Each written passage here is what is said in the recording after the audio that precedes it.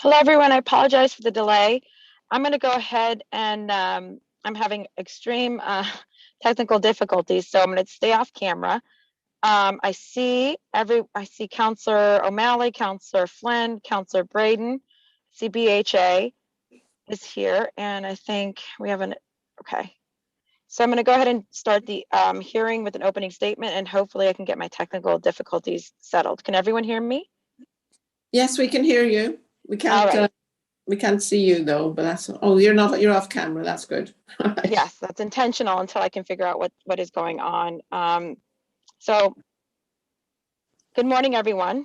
I'm City Councilor Lydia Edwards, Chair of the Committee on Government Operations. It is Monday, August 16th, 2021, and we're here today for a virtual hearing on docket 05494, petition for a special law regarding an act relative to certain affordable housing in the Jamaica Plain section of the City of Boston. This matter was sponsored by Acting Mayor Janey and was referred to the Committee on Government Operations on April 28th, 2021.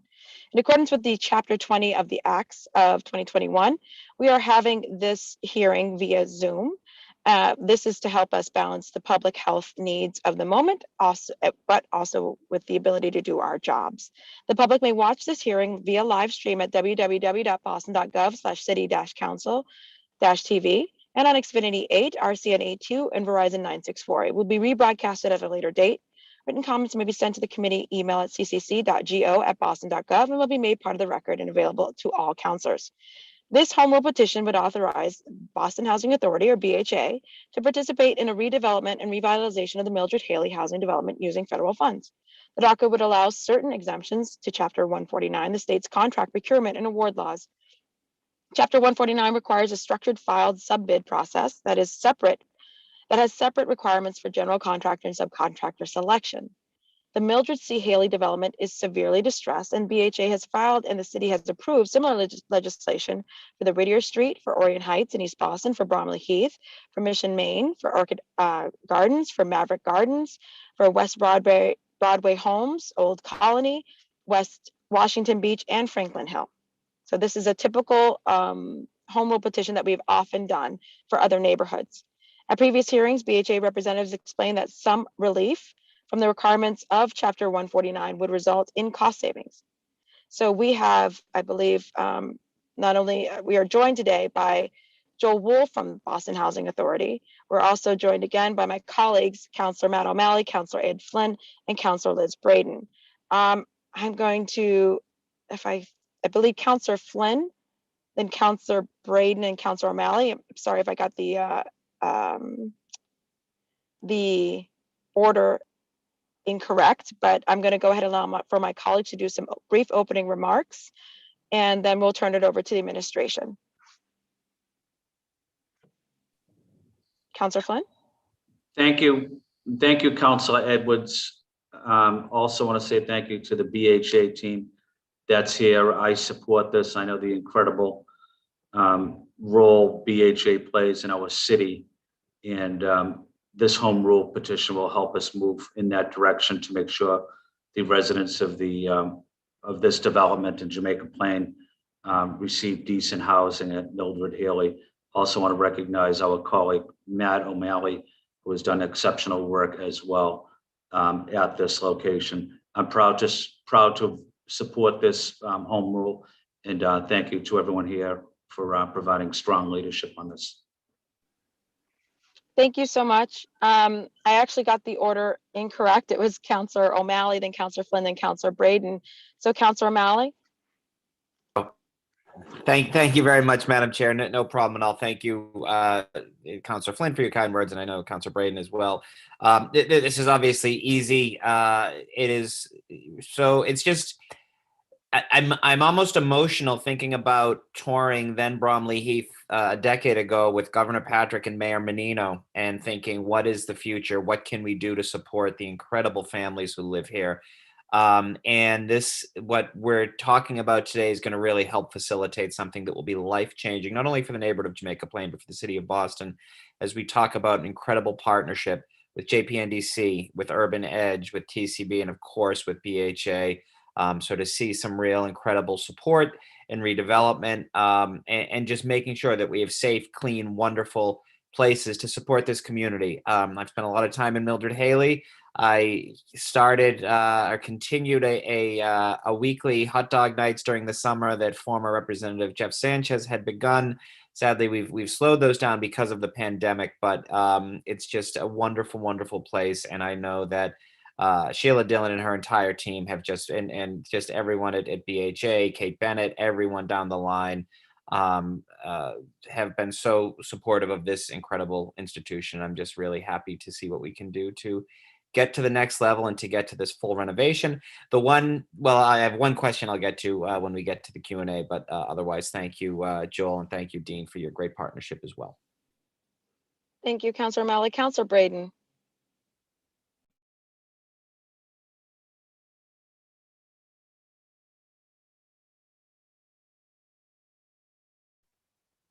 Councilor Braden. Sorry, Madam Chair, I've had to jump off briefly for take a call. So I'll waive my time right now. Thank you. No problem. So I Thank think you. I've gone through the counselors. So we're going to go ahead and turn it over to the administration, and then we'll just go through a round of questions from the counselors, just for on record. Just for me to note, I'm highly supportive of this. I think this is similar to the process we did for Bunker Hill. I don't know if I mentioned that, but Bunker Hill is the largest housing development in New England, and something I've supported before. So I intend to support this as well. I'll turn it over now to the administration, to Joe Will from BHA. Thank you, Madam Chair, Councilor O'Malley, and members of the committee. Thank you so much, members of council. Thank you so much. And I'm joined, so Joel Will, Chief of Staff at the BHA, and I'm joined by Dean Papadimitriou, our Assistant General Counsel, who's worked on numerous, I think you did, Madam Chair, list a number of the past petitions and related efforts, and Dean has probably worked on all of them. So if there are any technical questions about the procurement piece of it, certainly happy to turn over there. Thanks also, Councilor O'Malley, for your tireless support of the community at Mildred Haley at Bromley Heath in the district, and for this project as well. Madam Chair, I think you did go through the purpose and intent of the legislation. I just want to mention a few pieces related to the redevelopment project. BHA is seeking to move forward with phase 1 of the Mildred Haley redevelopment project. This would cause for the creation of 673 homes in a new Anime Cole Community Center. For those of you who are not from or representing Jamaica Plain, there's a community center along Southwest Quarter Park by Jackson Square. It's been a wonderful facility. It's going to be a new, beautiful, much more wonderful facility during the pandemic. It's also served as a COVID testing site, including for BHA staff. I've been there multiple times myself, so we've made use of it. And in the redeveloped community, it's going to continue to provide a strong purpose and function for the community. This project is exciting for a number of reasons. One is just, and I couldn't say better than Councilor O'Malley, but one is certainly renewing and restoring some of the existing public housing units. 253 units will be replaced on a 1-for-1 basis, as is the BHA's protocol to do 1-to-1 replacement of the units that are affordable at 30% of income. But there's also going to be 420 new units, and this includes some middle income units as well. So it will serve a wide range of incomes in the redeveloped property. That this phase 1, that doesn't encompass all of Mildred Haley. We will have a continued conversation about what will happen with the rest of the units, with the rest of the community. But this is the intent is to move forward with what has been approved through the community process, through an extensive number of both BHA resident as well as EPDA and community-wide meetings, and move forward there. And as mentioned, building a new 6,800 square foot community center there. The project itself, it's a partnership of multiple entities, dubbed Center Street Partners. That includes 3 Boston-based nonprofits, JPNDC, the Community Builders, and Urban Edge. So working collaboratively on this effort and with the BHA as well. as noted by the chair in opening remarks, the legislative release is needed from Chapter 149. It's somewhat antiquated provisions that really restrict the ability to move forward in the manner that is best suitable in this process. And as noted, it often restricts the BHA from moving forward. Regardless of the project and the intent afterwards, the state law just provides some barriers that are unfortunately do increase costs and reduce, I think, the ability to achieve other policy aims as well. Most notably, the legislative relief allows us to avoid what would be delays that would, so both in terms of pushing the project forward and delaying some of the improvements we would like to collaboratively bring to the site, in addition to a higher dollar ticket value on that. So I think for the moment I will stop there, but we really appreciate the council's support. During my time, staff at the city council, certainly we went through at least 2 of these, one of which was, as the chair noted, for Bunker Hill. Appreciate the body's support for these projects to improve quality of life for our residents and to preserve and create new units still deeply affordable for the residents in Jamaica Plain. Thank you. Was there anyone else from the administration, or were they available just for questions or background? I believe Dean's available for questions, and I don't think we have other. And Dean, unless you'd like to say anything else, I don't think we have any. That's fine. If anyone has any questions, I'm happy to answer. Yes. Excellent. And I do see that we've been joined by Joanna Hines. Joanna, I will we'll go ahead and have the counselors do any questions that they have, and we'll just go straight to you as well. Okay. So I'm going to lower your hand, but I do see you. Okay, so for counselors, I will start in order of arrival for any questions or concerns or process thoughts. We'll again go through Councilor O'Malley, then Councilor Flynn, and then Councilor Braden. Thank you, Madam Chair. No questions again, other than to reaffirm my complete, among the few regrets I have of leaving the city council is I won't be councilor when this is done, but certainly will be there as a citizen of District 6. Now, the plan all along, as I think you articulated, Joel, and for those watching, is that we're going to sort of rebuild these in phase. The whole project is going to take probably 10 or so years on top of what we've been waiting. But the thought all along was to start with the Anime Cole Center because people don't live there, and then we could eventually use that for staging, rebuilding, and allow folks to, when we begin to take down some of the buildings, so that they can remain on site in newer, cleaner, better apartments.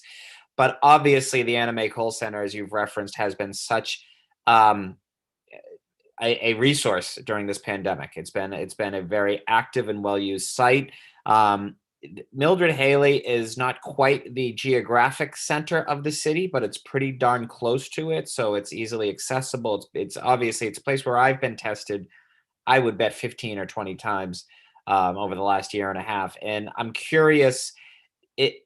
I would assume every time I get tested, I'll always say to the folks who work there, are you going to still be open next month? And they'll say, well, we only know through the end of the month. So they're not being evasive. I think it's unclear, but one would think that the testing site will remain for a while. And my question is that going to delay any of the work that we need to see, recognizing there's still a bunch of regulatory steps that need to be taken? I will admit, Councilor, the testing obviously operation is a partnership with the Health Commission and other entities. We certainly get updates when it's extended because it serves a lot of BHA staff. I do not believe any testing operation would delay this project. I think if needed, we will work with, and I'll defer as far as to the testing operation, but I don't think that piece of it would delay. I think we would work with. We would work with the administration, with the Health Commission partners to make sure that other resources were available. Yeah. But I'm happy to also discuss that with IGR and other folks. Yeah, and again, I don't think that I guess my point is I would assume that we will continue testing for quite a while. And again, there are still several regulatory steps that need to be taken before it's closed down. But I do think just thinking out loud during this hearing, we should also perhaps loop in the Martha Elliott Health Center, which is directly, abuts the campus. So that could be another site that we could use. It's not quite as large as the Cole Center, but certainly there's parking. It's easily accessible by T. So that would be my suggestion if we do have to close it, because my point is I don't want to see delay of this project, this renovation, when I think there could be other resources, but I also want to maintain a testing site in that on that campus or close to it. That's all. Thank you, Joel. Thank you, Dean. Continue the great work. Anything I can do in the weeks leading up to, happy to work the phones once this gets to the state legislature and any way we can. But this is a really exciting thing. When done, this is going to be absolutely transformative for my district and our city, and I'm really excited to see how far we've gotten. Thank you, Madam Chair. Thank you very much. Councillor Flynn? You may have dropped off. Councillor Braden? Thank you, Madam Chair. This is more of a process question. In terms of community engagement, how are the residents of Mildred Haley involved in planning this, and how are you engaging with that community? Thank you, Councilor Braden. So we've had an extensive number of community. Well, we've had community meetings, particularly with the residents, over the past several years, between the BHA, and then when it got to that stage, the proposed development team, giving proposed plans, showing that there have also, that is in addition, this process. So we had sort of internal, if you will, BHA resident task force meetings over years, past several years, but there were also BPDA meetings in addition to that. So I would say that that's two tracks. And for the BHA, we do intentionally engage our residents directly and did do that in this case. So that's about what I can say. And Councilor Malley reminded me of something that I want to add, just in terms of, because one of the things, residents often do want to see improvements to their sites, their homes, and one of the critical things is, well, I love living in this community. So if you do need to physically remove the building that I live in, what happens? Can I come back? How does this work? So part of, as was mentioned before, one of the things that always comes up is the right of return and how the relocation piece works. So part of the intent of the phased nature of these developments, which is similar to how we're working in other areas, is to preserve that thing, that the first question residents remind, if I want to return, can I come back? How? Again, to your colleague's point, that's one of the frequent things. And of course, as well as the design and will we still have community amenities, things like that. So that would be my brief description. And if you have other questions on that for this process or for others or for future processes, we're very happy to engage them. No, I think these are closely knit communities, and they do want to stay together. They don't want to get dispersed to the four winds. And then in terms of the new units that are being built, like some of them will be more, what sort of, do we have any projections on the price points in terms of AMI on those? I should be able to get that for, and I apologize. I had written down middle income because this project is different than some that we have done in that there really is a middle category, but for the specific AMI percentages, I would have to follow up on that. Yeah, and I apologize. I should have had that right at my disposal, but I can get it to you shortly. Not to worry. It's just to get some sense of the range of price of incomes that are going to be eligible, because that's where it's really critical. I would just add that I believe that some of it is going to be dedicated as workforce housing, so it'll have restrictions. It'll be a slightly higher AMI, but still with restrictions. Yeah, very good. This is a very exciting project, and thank you for all the great work. I know that you're working across the city and trying to renovate and make these buildings, bring them up to speed for 21st century challenges like climate change, etc. So thank you very much. Thank you, Madam Chair. Thank you very much. And as promised, Joanna, if you're still here, Joanna Hines, I'm gonna put you over to, should be good to speak. Joanna?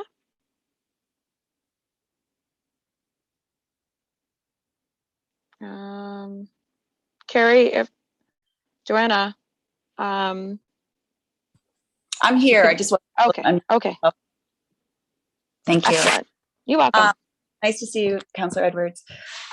So I have a question, a few. I attended some of these meetings earlier in the year over Zoom, and I made comments about the tree canopy loss. I believe that they're taking down 128 mature trees, and it just strikes me as so there's just the conflict of interest here, especially given the IPCC climate report, which both yourself, Councillor Edwards, and Mr. Malley or O'Malley, I'm sorry, I didn't see your name, responded to in the Globe. Malley as saying we no longer have the luxury of time, and yourself, Councillor Edwards, saying that today's report sent chills and terror through you. How are we not? Why can't we do better? I mean, the BHA alone is responsible for the decimation of thousands of mature trees from its properties. And these trees are being taken down during the pandemic, being authorized to be taken down over Zoom meetings that not everyone can attend. So I guess I'm begging the city and the people that represent us to do better, to fight for the rights of the people, the right to breathe. That doesn't mean you don't have affordable housing, but we can do better.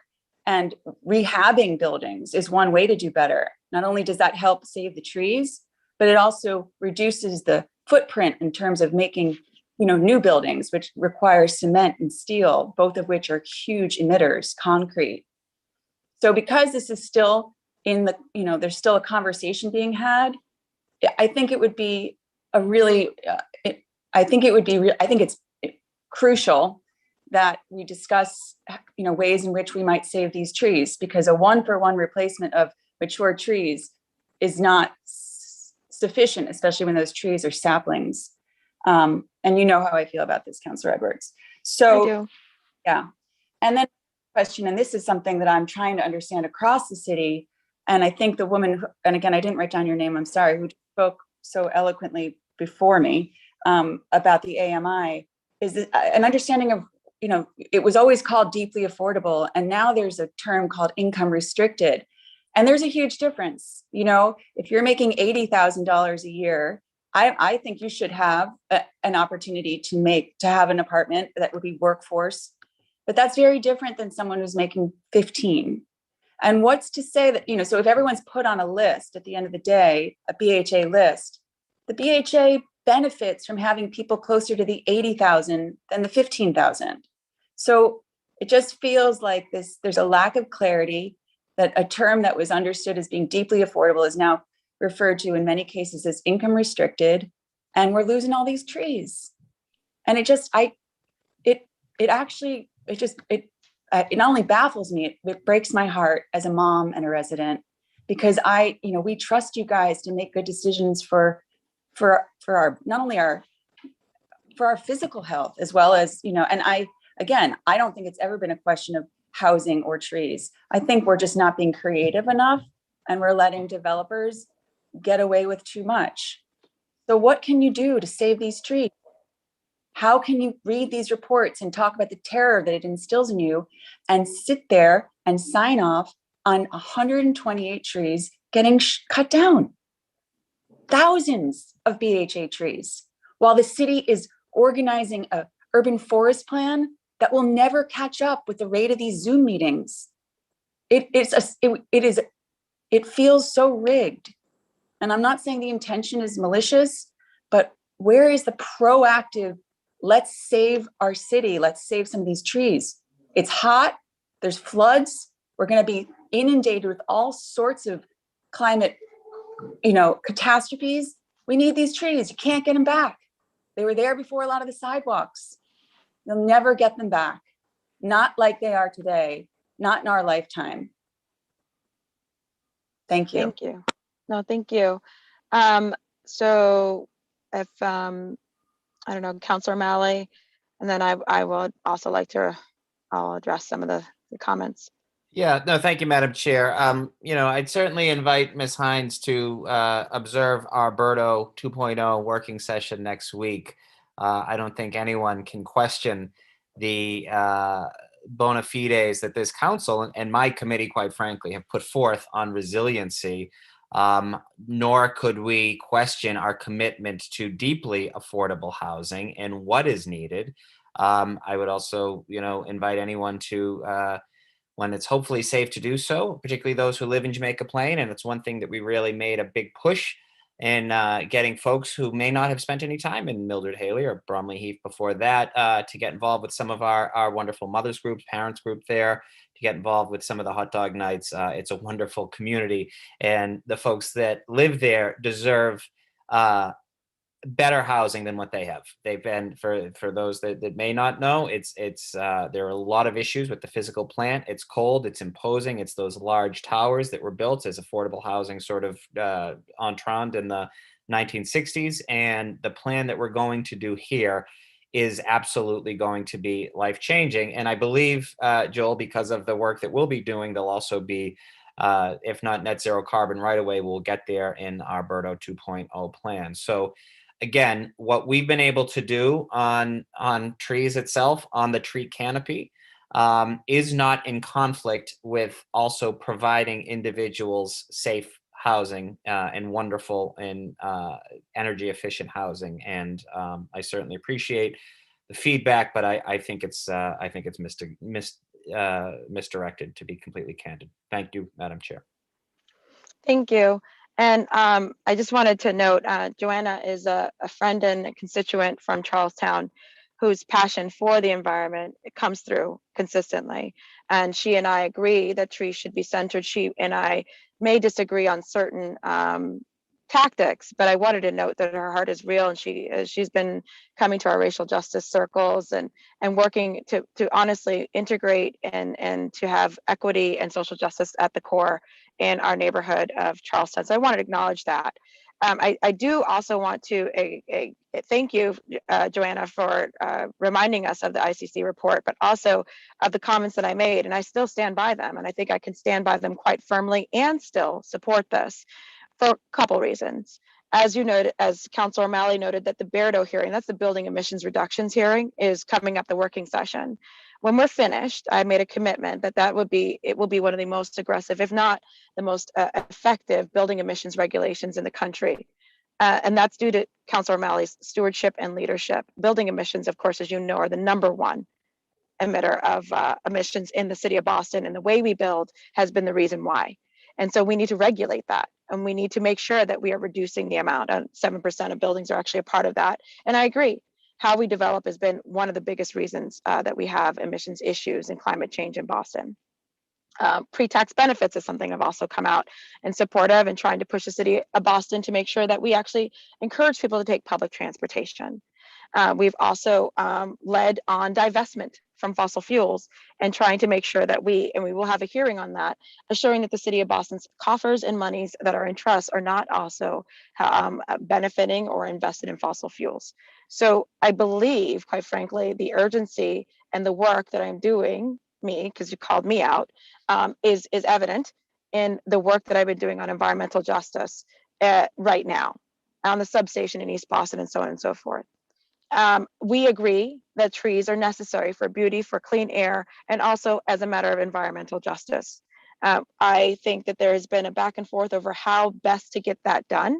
And you have a commitment, you've had it from before, you have it to today, about making sure that trees are centered in part of the process. We had a separate hearing actually at the BPDA specifically on trees and the development of Bunker Hill. So this is not to the exclusion of them. And I agree with you, Joanna, you said it perfectly. It's not housing or trees. It isn't. And it shouldn't be. But this process, specifically about the bidding process that allows for us to go forward in a more efficient, cost-effective way, is not about housing or trees. It's about the process and making sure that this can continue. So I don't know that we disagree. I think I just wanted to make sure that, because you brought me in and specifically about my sense of climate urgency, I wanted to respond to that. Councilor Braden has raised her hand. I'm going to turn the microphone over to her. A very brief comment, just to, I know this is slightly on the side of this discussion about replacing this housing, but I really feel strongly about the tree issue myself, and I think the one-to-one replacement may be a little modest. Maybe we should be shooting higher than that and trying to get a 2-to-1 replacement, because we know that a certain number of those trees aren't going to survive. And the other part of it is in terms of making sure that all of our hardscape is permeable.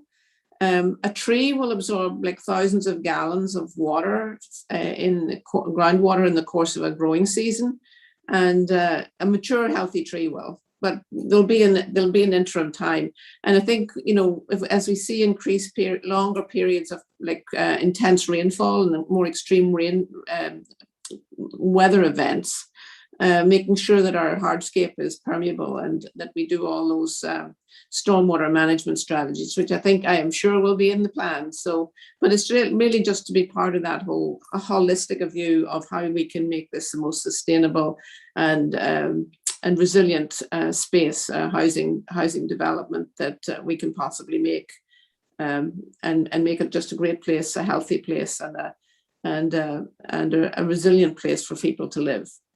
Thank you. Thank you. Joe Wolf from BHA.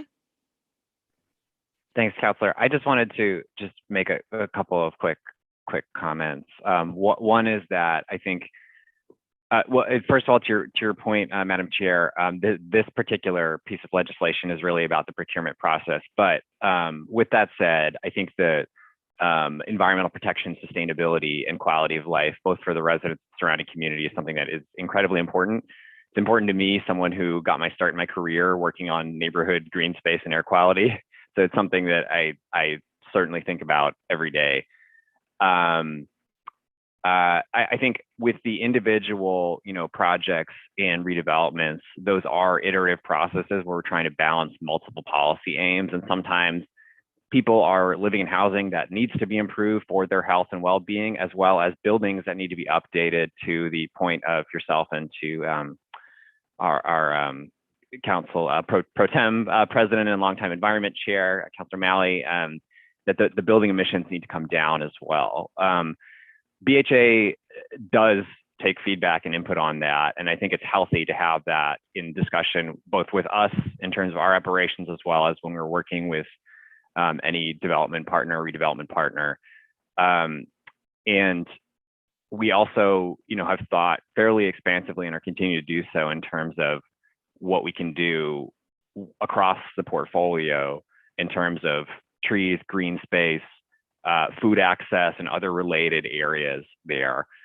I think, trying to balance all of these things, we do have one-to-one replacement of the public housing units, as well as additional affordable and workforce units. So I think, to Councillor Braden, to your point, we would love to have more public housing units or units at that level built in the city. It's something that certainly Councillor Bach has been in dialogue with us about. Can we bring more very, very affordable units, or units at public housing incomes there? This project, though, is actually unique in that we're adding a real middle tier, which has been incredibly hard to do financially with other projects. So it's something where we will continue to work with the city and the council with, and something we would love to talk about. Can we bring an even additional higher amount of the 30% of income units and site them elsewhere, perhaps in targeted ways. I personally do represent I'm happy that there's an urban forest plan. I personally represent the BHA in those conversations. I certainly have to pull in other staff. I have gone back to our operations team to talk about, are there pieces outside of the redevelopment, just in terms of preservation or whatnot, or things we can be doing. We don't have resources to have a staff arborist. It's something interesting to think about, because it's not just at the point of redevelopment, it's also keeping trees healthy. We'll continue to engage and both provide detail and respond to the recommendations, or if legislation comes from the city out of that, tree planting, we'll certainly be there with it. So we're happy to continue engaging those conversations. It is something that's important, as is the quality of life for the residents who live in units that desperately need to be updated. I think we can really balance both and get affordable housing and public housing there. And it's something we're committed to do. hope to continue to move forward on this project and others, while ensuring that we're doing both local and global right thing. And certainly to the point with Berto, we're going to have to. It's a really significant reduction that the BHA will have to make. I have been asking our energy manager to run numbers on that, just looking at the targets that the council and the administration are proposing. So we'll sprint to reach those and be happy to do so, because it's the right thing to do. Thank you. Thank you everyone for coming today. Unless I think the administration has any other comments, if anyone else has anything else to say, I don't have any more questions on the procurement process and allowing for this to go for the exceptions to the procurement process. The way this would go is this is a home rule petition. So after it comes out of city council, it would then still have to go to the state house for additional vetting. Sorry, I see that there's a Sarah. Sarah would like to testify. Let's see, I'm gonna make her. Sarah, go ahead.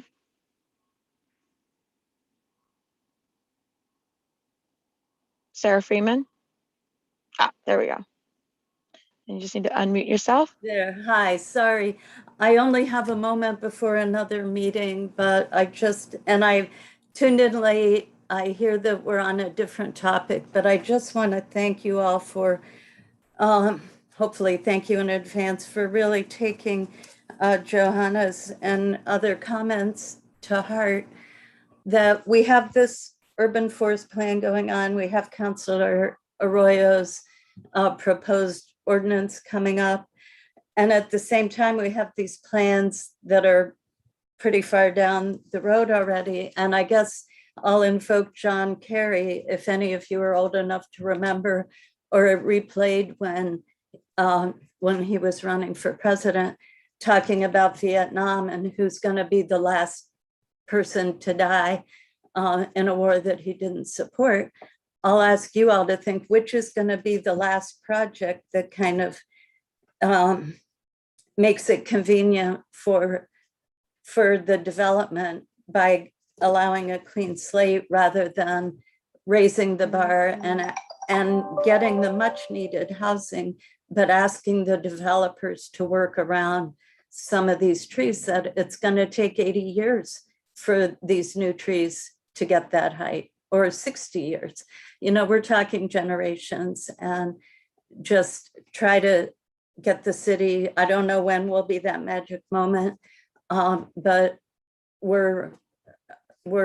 I'm glad to see Joel on the other side now, it maybe hopefully having some influence on this. It's not easy to change the culture, but at some point we need to make the discussion more balanced. So I hope you all will take that to heart and act accordingly.